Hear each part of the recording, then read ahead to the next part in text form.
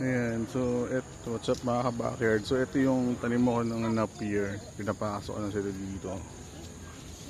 Para ano na, kasi by January, yung dalawa dyan, ikakal namin. Para sa birthday ni Epats. So baka ang matindi lang dyan siguro, dalawa, tatlo na lang ng mga dumalaga. Tapos in case na mabibenta pa, di okay na. Swerte makakabili nito, buntis oh.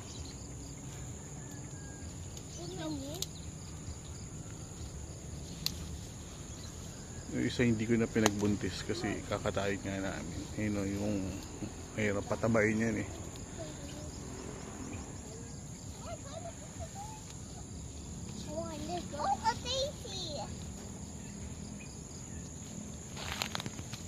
Ate Kira, come here.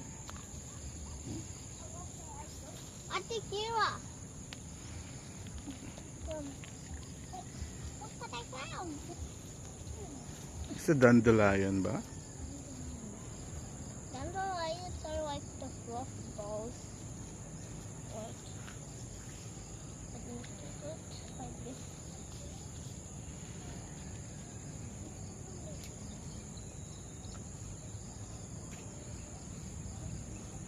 Ang dawag kasi nun yan, pinaano ko, pinapasok kasi ito dyan.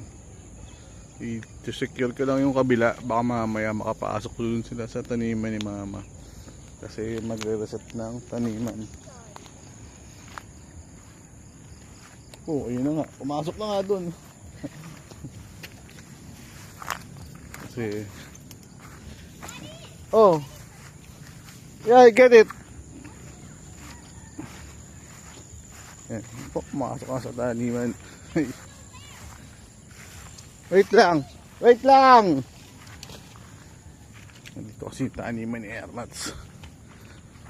Yung mga last vlog natin dito, yung ampalaya, yung talong, yan. Eh ngayon yan tanim, konti tanim, pero konti lang. Kaya ayun, ayusin natin. Parang ayusin siya ulit this New Year. Ayan.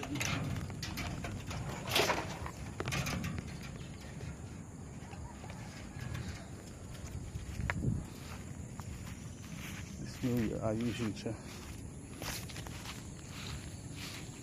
Pasok dun.